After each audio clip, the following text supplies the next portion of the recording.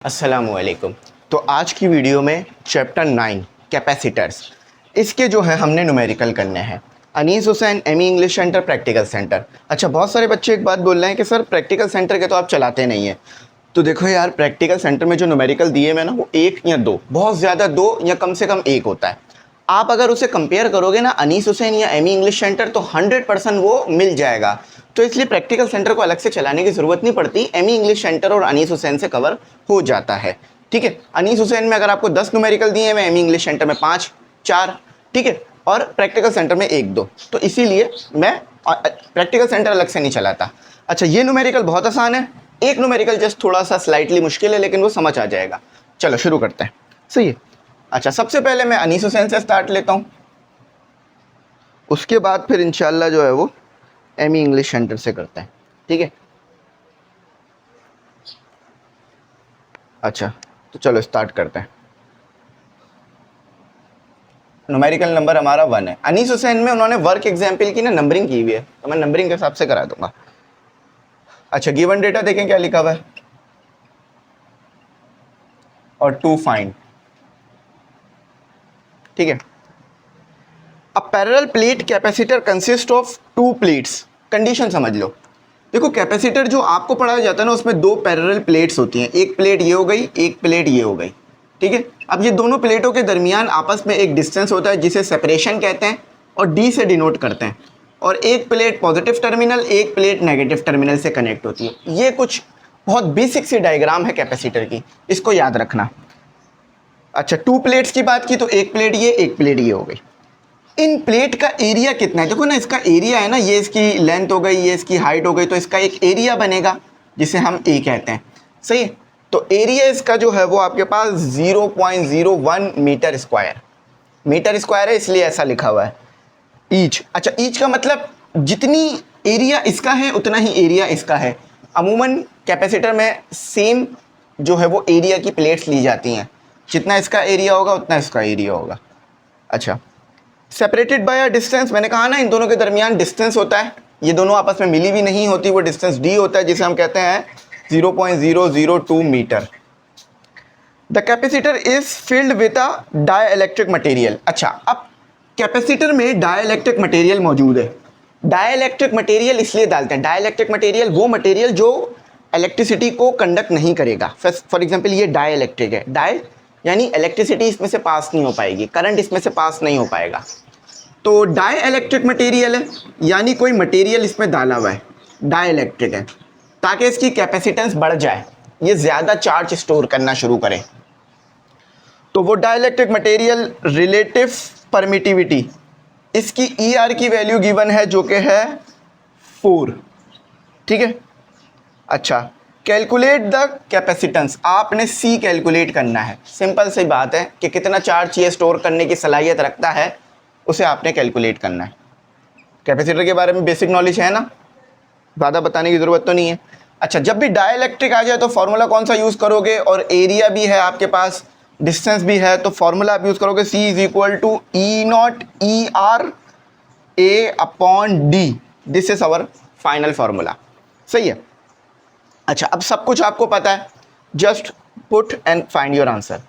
ई naught constant होता है जिसकी वैल्यू होती है 8.85 मल्टीप्लाई 10⁻⁻12। ठीक है। ई आर आपको गिवन है जो कि 4 था, ए आपको गिवन है जो कि है 0.01, और डी भी आपको गिवन है जो कि है 0.002। तो सी की वैल्यू आप जस्ट इजीली कैलकुलेट कर सकते हो। अच्छा, इसके बाद वाला जो न्यूमेरिकल है वो मोस्ट इंपॉर्टेंट भी है और थोड़ा सा मुश्किल भी है, लेकिन बिल्कुल मामूली सा मुश्किल है। इतना कि बस अगर आपने वीडियो देख ली तो आपको बात क्लियर हो जाएगी। अच्छा, कहीं पे स्क्वायर वगैरह कुछ नहीं है, तो आंसर आ रहा है आपका 1.77 मल्टीप्लाई 10⁻⁻10। अच्छा, फेराड इसका यूनिट होता है, एफ से लिखते हैं हम इसे। अच्छा, थोड़ा सा हमारा आंसर आ रहा है डिफरेंट। अब वो डिफरेंट क्यों आ रहा है इसको देख लेते हैं, कहीं ना कहीं हमने कुछ गड़बड़ करी है।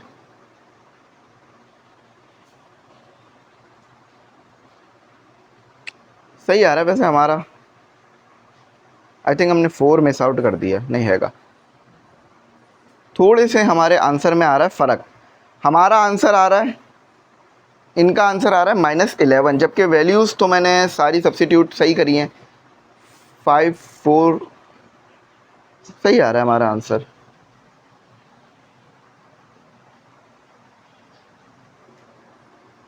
ठीक है, तो मैंने एक बार और कैलकुलेट कर लेता हूँ। हमारा देखो, मैंने वैल्यूज़ तो सारी सब्स्टिट्यूट सही करी हैं, फिर भी आंसर में आ रहा है फ़र्क। तो मैं आपके सामने कैलकुलेट करके दिखाता हूँ ताकि आपको भी क्लियर हो जाए।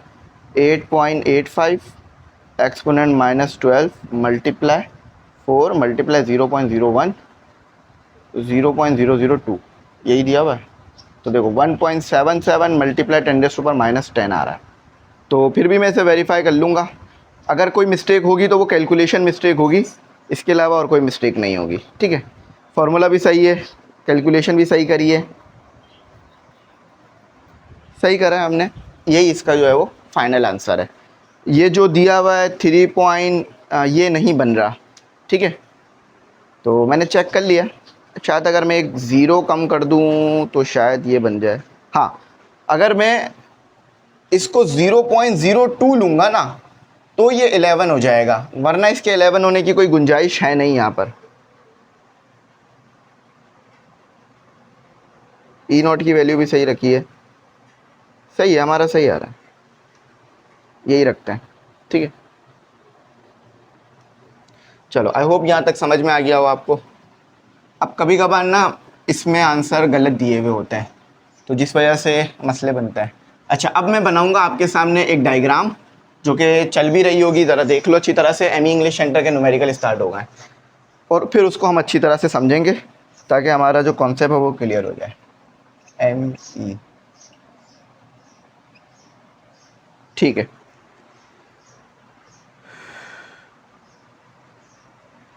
चलो डायग्राम बना देते हैं, फिर हम इसको सॉल्व करते हैं। अच्छा देखो, डायग्राम क्या है, डायग्राम से ही डेटा क्लियर हो जाएगा, अलग से डेटा बनाने की ज़रूरत नहीं पड़ेगी। आपके पास एक सर्किट है, जिस सर्किट के अंदर आपके पास 3 कैपेसिटर लगे हुए हैं, लेकिन मसला ये है कि ये इस तरह से लगे हुए हैं, ये इस तरह से लगे हुए हैं। इसको जैसे मैं बना रहा हूँ बिल्कुल ऐसे ही सर्किट बनाना।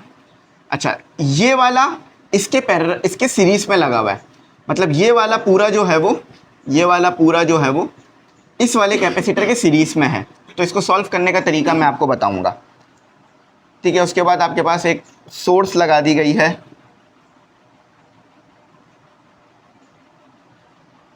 अच्छा सोर्स हमारे पास दिया गया। अच्छा, अब देखो, ये वाला जो कैपेसिटर है इसकी कैपेसिटेंस है 2 माइक्रोफैराड। ठीक है, जिसे हम बोल रहे हैं V1। बात क्लियर हो गई। ये वाला जो है वो V2 है, ऐसे ही बनाना अपने पास भी। ये वाला जो है वो हमारे पास V2 है, जिसकी कैपेसिटेंस है आपके पास 3 माइक्रोफैराड। सही है, ये वाला जो कैपेसिटेंस है इसकी कैपेसिटेंस ये है, सॉरी ये Q1 है, Q1 नहीं सही है, बल्कि C आएगा, Q लिख दिया मैंने, C आएगा, C1 C2 Q2, क्योंकि V1 V2 तो पता करना है, मैंने गलती से उसे V लिख दिया था।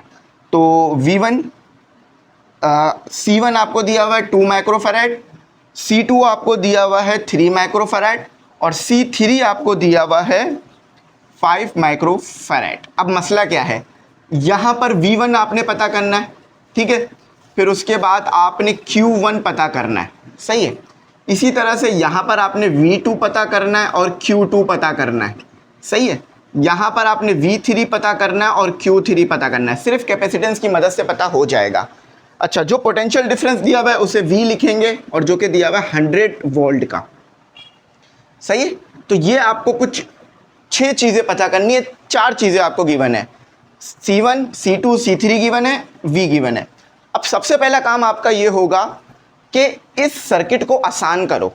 आसान कैसे करो, जितना भी पैरेलल में चीज़ें मौजूद है उसको सीरीज में करो। फॉर एग्जाम्पल, अगर मैं इसको फाइंड कर लूँ, इक्विवेलेंट कैपेसिटेंस फाइंड कर लूँ इसकी, तो ये सीरीज में आ जाएगा। ज़रा कॉन्सेप्ट समझो, इन दोनों कैपेसिटेंस को मैं मिला दूँ, इन दोनों कैपेसिटेंस को मिलाकर जो कैपेसिटेंस आ रही है उसे मैं नाम दे दूंगा C टोटल या V टोटल, तो वो इसके सीरीज में आ जाएगा। आओ करके दिखाता हूँ। अच्छा, गिवन डेटा हमारा वो गिवन है, पता क्या करना है, Q1, बल्कि लिख लेते ना, तो C1 हमें पता करना है, C1 हमें गिवन है 2 माइक्रोफैराड, C2 हमें गिवन है 3 माइक्रोफैराड और C3 हमें गिवन है 5 माइक्रोफैराड। सही है। Q1, Q2 और Q3, Q1, Q2, Q3 हमें पता करना है, V1, V2, V3 हमें पता करना है। सही है। अब हम क्या करते हैं, इन दोनों कैपेसिटेंस को मिलाकर, C2 और C3 को मिलाकर जो कैपेसिटेंस आ रही है वो लिख लेते हैं। तो ये क्या हो जाएगा आपके पास, सीरीज हो जाएगा, कॉम्बिनेशन सीरीज हो जाएगा, तो कैलकुलेशन आसान हो जाएगी। इस तरह से हो जाएगा। तो ये तो C1 ही रहेगा, ये CEQ लिख देंगे, इक्विवेलेंट यानी दो को मिलाया है, दो को, तीन को, यानी आपने कुछ कैपेसिटर को मिलाया तो ये इक्विवेलेंट निकल कर आई है। तो यहाँ हम दो को मिलाएंगे तो CEQ निकल कर आएगा। तो ये भी आपको पता ही करना होगा। ठीक है। अब इससे भी बहुत सारी चीज़ें क्लियर होंगी, वो मैं आपको समझाता हूँ। अच्छा, अब ये दोनों किस में है, सीरीज में है। तो सीरीज में कैपेसिटर का फॉर्मूला क्या होता है, आप चाहो ना तो इसे CA भी लिख सकते हो, जैसा चाहो लिख सकते हो, मर्जी आपकी है। सही। तो सीरीज में कैपेसिटर का फॉर्मूला क्या होता है, CA is equal to C2 plus C3। अब C2 C3 क्यों लिखा, ये और ये, ठीक है। तो पता कर लेते हैं, C2 C3 क्या है, 3 प्लस 5, तो CA क्या आ रहा है, 8 माइक्रोफैराड। तो ये वाली जो कैपेसिटेंस आ रही है वो आ रही है 8 माइक्रोफैराड। सही है। और ये वाली आपको पहले से गिवन थी, जो कि थी 2 माइक्रोफैराड। सही है, बात क्लियर हो गई। वोल्टेज कितना दिया हुआ था, 100 वोल्ट दिया हुआ था। अच्छा, एक बात समझो, सीरीज में चार्ज सेम होता है, जो चार्ज इस पर आ रहा है, सीरीज में चार्ज सेम होता है, जो चार्ज इस पर आ रहा है C1 पर, वही चार्ज आ रहा होगा आपके पास CA पर भी। क्यों, क्योंकि मैंने कहा ना सीरीज में चार्ज सेम होता है, ये दोनों सीरीज हैं। वोल्टेज अलग अलग होगा, वो मैं निकालना सिखाता हूं, लेकिन आपके पास क्या सेम होगा, चार्ज आपके पास सेम होगा। तो चलो चार्ज निकाल लेते हैं। सही है। अच्छा, चार्ज निकालने से पहले हम क्या करते हैं, इन दोनों को भी मिला देते हैं, इन दोनों कैपेसिटेंस को भी मिला देते हैं। तो इन दोनों को कैपेसिटेंस को मिलाएंगे, एक तो हमारे पास CA हो गया और इन दोनों को मिलाकर CQ आएगा। सही है। तो CQ निकाल लेते हैं। अब देखो ये दोनों सीरीज में है, तो सीरीज के लिए फॉर्मूला क्या होगा, 1/C1 प्लस 1/CA। चलो इसको कैलकुलेट कर लो, तो CEQ E भी आएगा, जस्ट नथिंग इज E। तो ये आएगा आपके पास 1/C1 क्या है, 2 प्लस 1/, अच्छा ये थोड़ा सा हम गलत लिख रहे हैं, इसको हम थोड़ा सा गलत लिख रहे हैं, फॉर्मूले को ऐसे होता है। ठीक है, फॉर्मूला थोड़ा सा गलत लिखा था, अब सही हो गया। अच्छा, उसके बाद CA क्या आया था, 8। अब अगर मैं इसे सॉल्व करूं, CEQ क्या आ गया आपके पास, CEQ सॉल्व करने के बाद आएगा 1.6। आप खुद भी इसको कर सकते हो। देखो इसका LCM लेना, 1/2 प्लस 1/8 को LCM लेना, फिर उसका रेसिप्रोकल कर देना। आओ ये समझा देता हूँ, 1/2 प्लस 1/8 तो कितना आया, साइंटिफिक नोटेशन सही कर देता हूँ, 0 पॉइंट। सही है। तो अब डिवाइड कर दो, रेसिप्रोकल कर दो, इसको ऊपर ले आओ। ठीक है, इसको ऊपर ले आओगे, 1 से डिवाइड करा दो इसको, तो 1 डिवाइडेड बाय आंसर, अभी जो भी इससे पहले आया था वो आपका आंसर था ना, तो देखो 1.6 आ गया। सही है, क्लियर हो गया ना बात। अच्छा, अब ये निकाल लिया। अब हमने ये क्यों निकाला, ताकि हम चार्ज निकाल सकें। तो अब हम अगला काम हमारा होगा कि हम अपना जो है वो चार्ज कैलकुलेट कर लें। तो आ जाओ चार्ज कैलकुलेट कर लेते हैं। तो चार्ज के लिए फॉर्मूला क्या होगा, फॉर Q, जो टोटल चार्ज है वो कैलकुलेट हो जाएगा इससे। तो Q is equal to C is equal, नहीं हाँ, Q is equal to CV। अच्छा, अब यहाँ पे कौन सा सी पुट होगा, यहाँ पे पुट होगा इक्विवेलेंट वाला सी, टोटल चार्ज निकाल लेना, तो वी,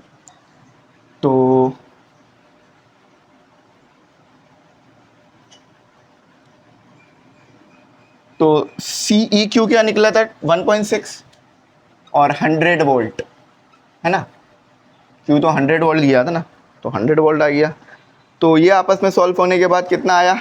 अच्छा, अब एक हमने गलती करी है, ये माइक्रो है, माइक्रो को भी तो उसमें ऐड करना पड़ेगा ना, तो माइक्रो को ऐड करो, वरना आंसर में माइक्रो आ जाएगा।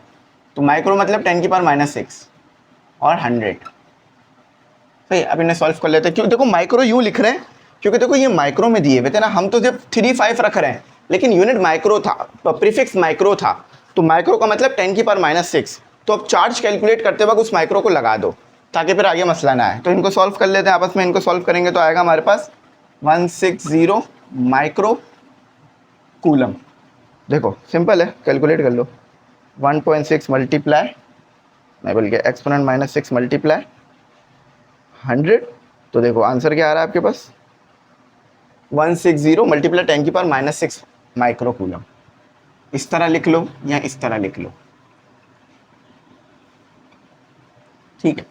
अब देखो हमारे पास सीरीज है ना, तो जो चार्ज इस पे आ रहा होगा वही चार्ज इस पे आ रहा होगा, सीरीज में चार्ज सेम रहता है, याद रखना। तो जो Q की वैल्यू आई है वही Q1 की वैल्यू आएगी, वही QA की वैल्यू आएगी।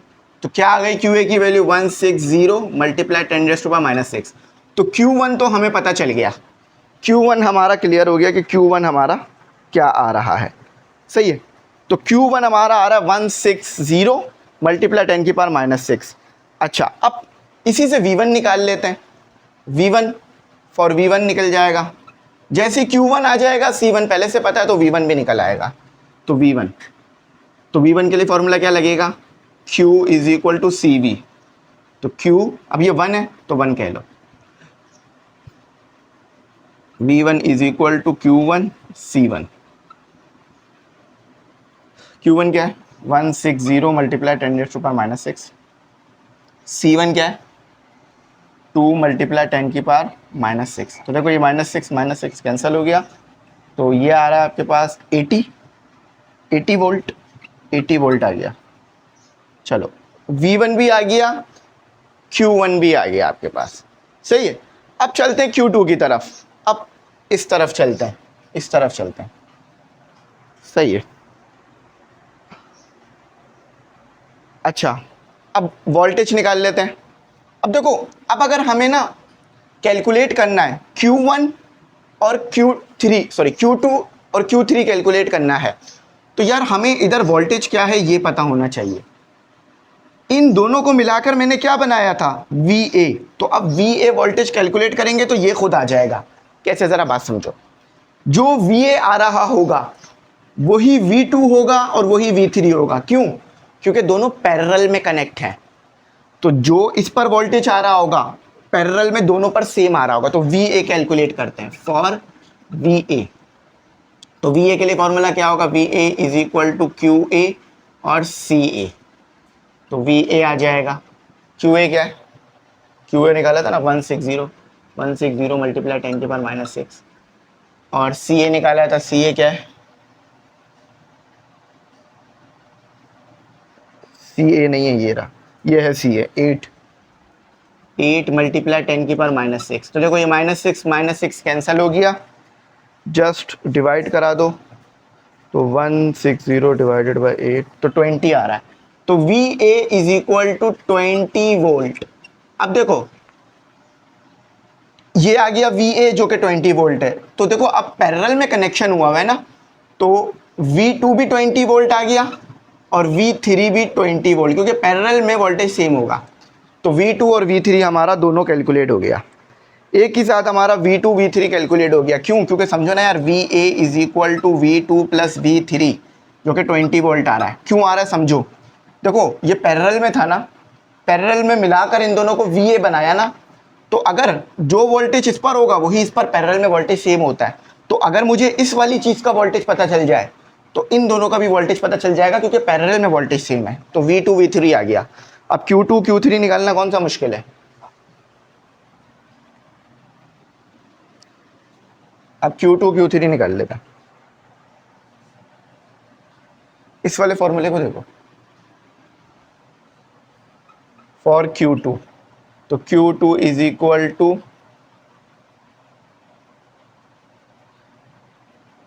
C2V2।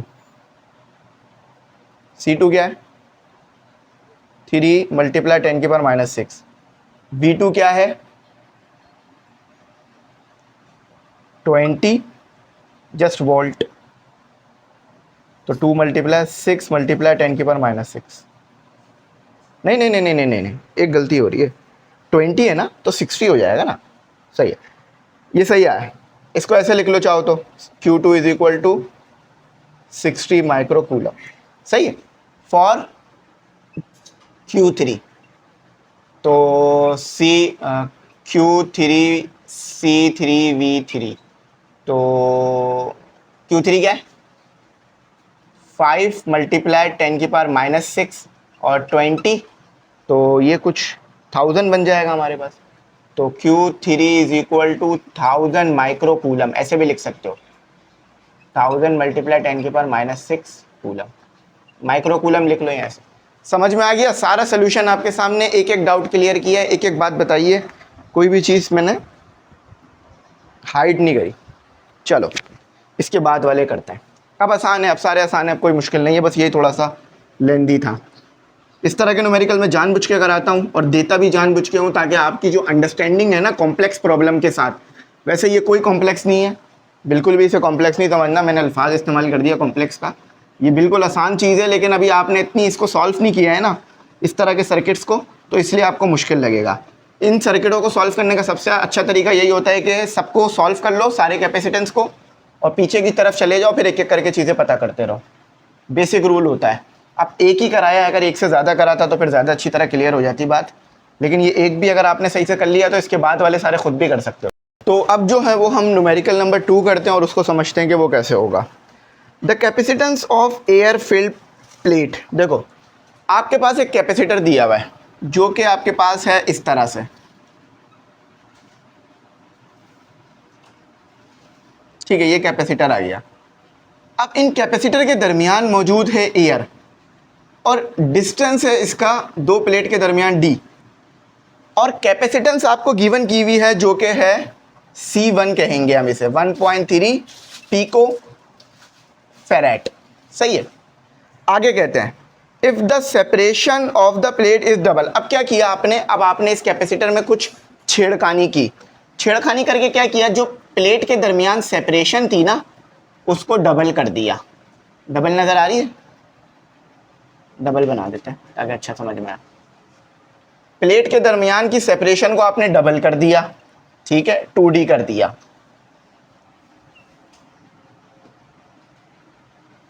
असल में इसकी डायग्राम ही है, डायग्राम समझ आ गई तो पूरी बात समझ आ गई। अच्छा, पहले इसकी जो आपके पास परमिटिविटी थी वो E0 थी, क्यों, क्योंकि एयर मौजूद थी, एयर में E0 आती है, वैक्यूम, एयर को हम वैक्यूम ही ट्रीट करते हैं। Of the plate is double and wax. अब बीच में हमने एक वैक्स लिया है, डाई इलेक्ट्रिक लिया है, ठीक है, वैक्स इसलिए लाया ताकि इसकी कैपेसिटेंस बढ़ जाए। पहले इसकी कैपेसिटेंस क्या आ रही थी C1, अब इसकी क्या हो गई C'। तो देखो C' क्या आ रही है आपके पास, देखो बढ़ भी गई है कैपेसिटेंस, 2.6 पिको फैराड हो गई है, ठीक है, देखो पहले 1.3 थी अब 2.6 हो गई है। अच्छा, आपने पता करना है डाई इलेक्ट्रिक कांस्टेंट। अब इसकी जो कैपेसिटेंस है ना वो ER होगी। सैंबल इसका ना ऐसे बनता है,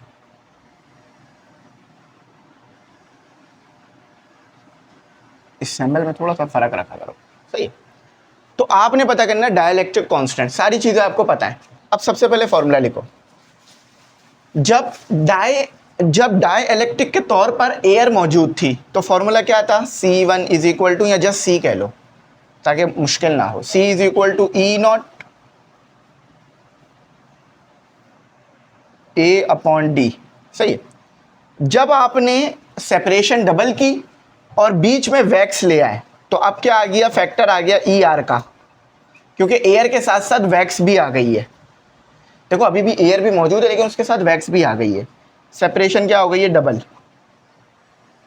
अब इक्वेशन 2 को इक्वेशन 1 से डिवाइड करा दो, तो डिवाइड इक्वेशन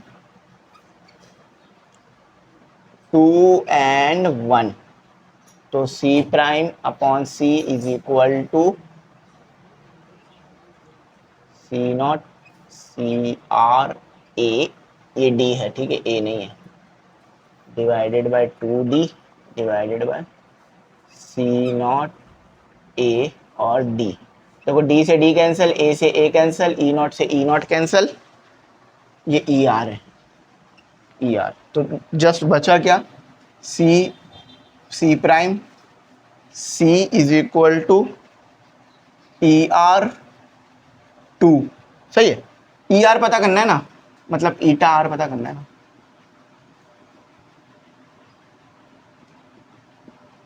ये 2 आ गया, ये 2.6 आ गया, ये 1.3 आ गया। इनको सॉल्व करोगे तो 4 आ जाएगा आंसर। रिलेटिव परमिटिविटी 4 आ रही, समझ में आ गया? इतना मुश्किल नहीं था, जैसे इसके पीछे का थोड़ा सा कॉन्सेप्ट समझना था।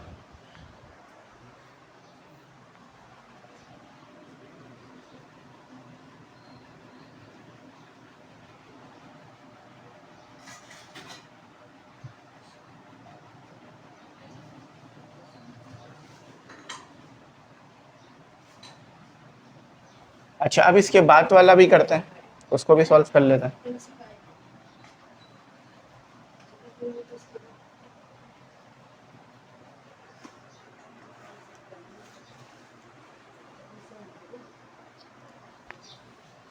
थ्री, सही है, 3 निकाल लेते हैं। 3 कौन सा है? 4 आप कर लेना। 12 वोल्ट, एक मिनट, जस्ट 1 सेकेंड।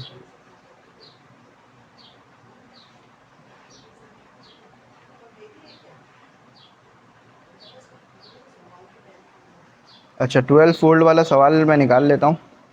कह रहे हैं 12 वोल्ट बैटरी इज कनेक्टेड।